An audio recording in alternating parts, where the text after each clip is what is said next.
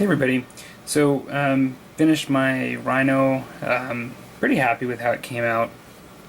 It's kind of interesting, you can do things so many different ways, right? As far as, go for a streamlined look, go for a weathered look, go, using acrylic shades, oil shades, weathering powders. How do you want to do it?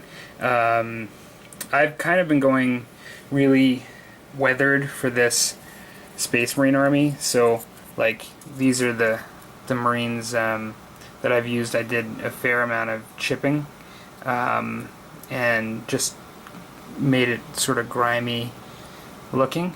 Is sort of the look that I've been going for. With that said, I've been trying to incorporate a lot of contrast as well and not just having it covered in dirt. And so I tried to keep with that fashion for this Rhino. Now I did do some airbrushing and pre-shading to try to create some contrast. I think that did come out nice. I was happy with that. When I did add some details since we've last looked at this, like I've painted some areas black just to create that accent color. I mean, the logo itself creates the black accent that the Knights of Gryphoons have, but I tried to create a couple other little spots.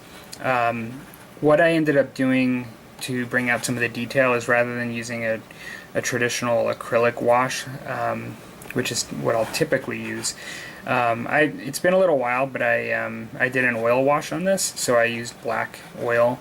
I actually like that on vehicles.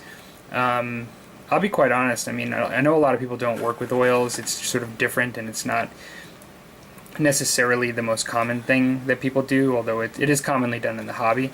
I actually find it easier. For those of you that haven't done it, it's a different kind of technique, and for sure, but I actually find it easier to work with and to clean up to create some really nice rich contrast, and so I did that. I used some weathering powders, and so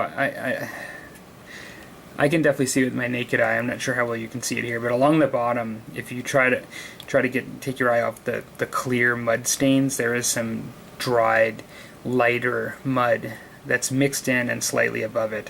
And I tried to do that just to sort of create an effect of dried mud above the area where the wet mud would be. Just sort of to create a bit of a realistic look in that, you're going to get mud splatter, but sometimes gets a little higher than usual, not too often, and just dries, and it's just sort of that. You all know what I'm talking about, I think. Then for the actual mud, what I ended up using was something that I really like, and that's Typhus Corrosion by Citadel. I actually really like that technical paint.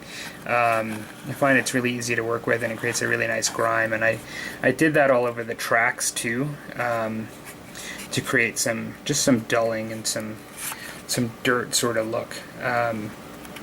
Yeah, so she's done, and now it's time to move on.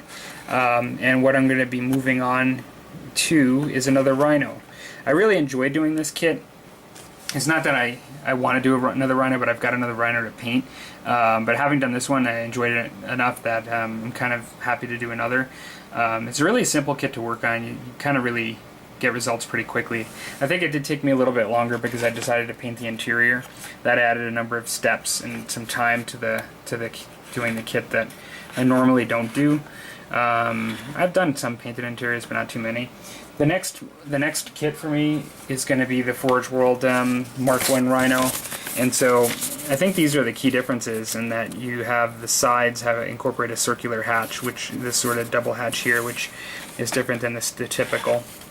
Instead of a storm bolter, it's got two regular single bolters, and then it's got some larger smokestacks, and then a grill or a plow kind of thing on the front. I just wanted something different just to mix it up, and so I'll have two, and they'll look just a little bit different. But I'm going to paint them the same style. I'm going to paint the other with the same kind of interior, and yeah, that'll be the next one. So hope you guys are having a good week, and talk to you later.